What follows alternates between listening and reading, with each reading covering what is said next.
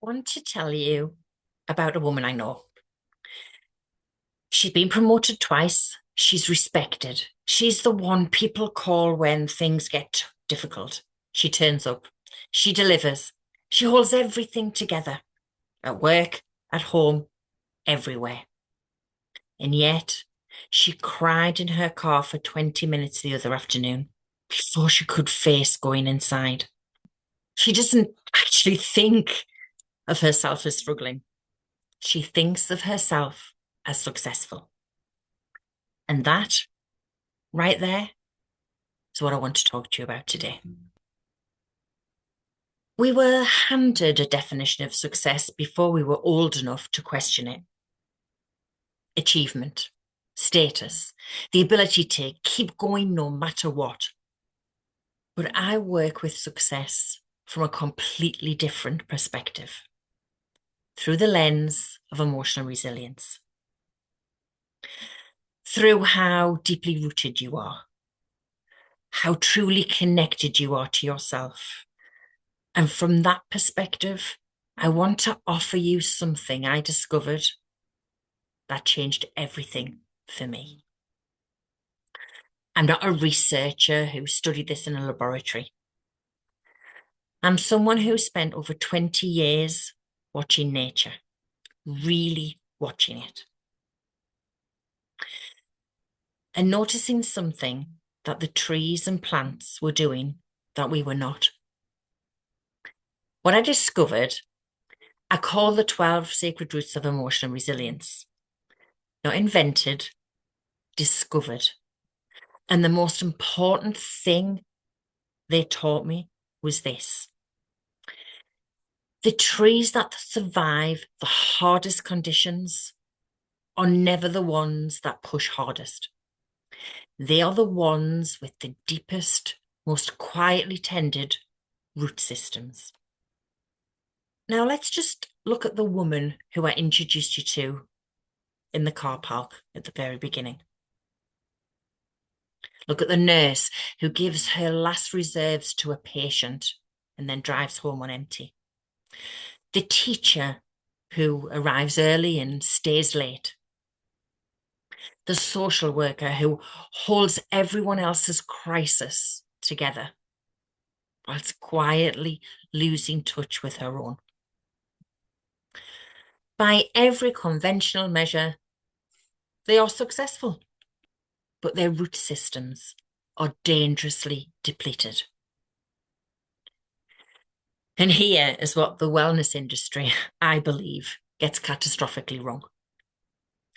It keeps offering them strategies, more apps, more workshops, more breathing techniques, things that sit on top of the surface and ask a depleted system to perform recovery exactly the same way it has been performing strength. They try them because they're told to.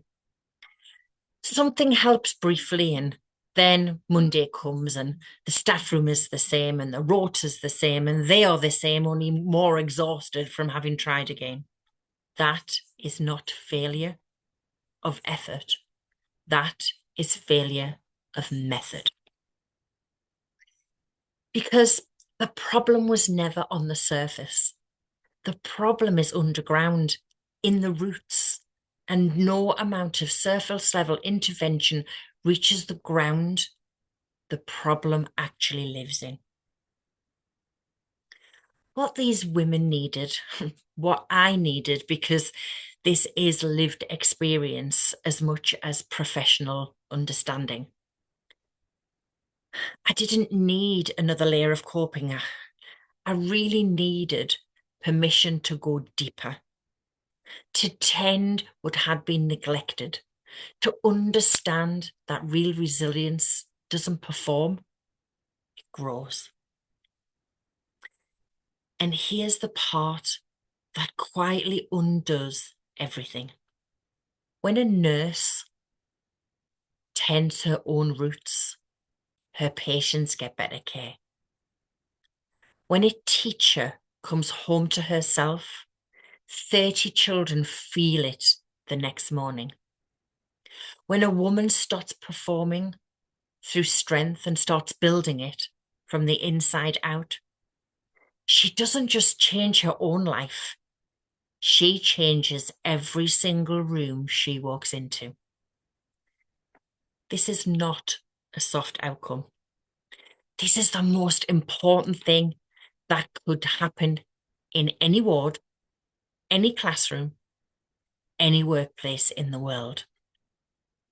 So, what if success wasn't what they thought it was? I spent years performing success whilst quietly, silently falling apart. At the moment, everything changed. It wasn't a breakthrough. It wasn't a dramatic revelation. It was a quiet morning, watching something grow, and understanding for the first time that resilience doesn't force itself into being. It roots, it tends, it trusts the process.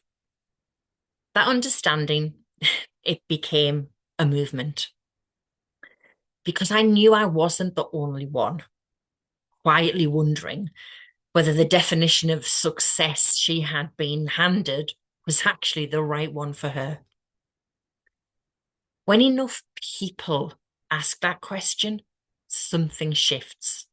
Not loudly, not dramatically, but from the ground up, the way the most endearing things always do. The movement, it's growing. It's called the Gentle Healing Revolution. And it started the moment we decided that real success began and begins underground. It begins from our own inner being.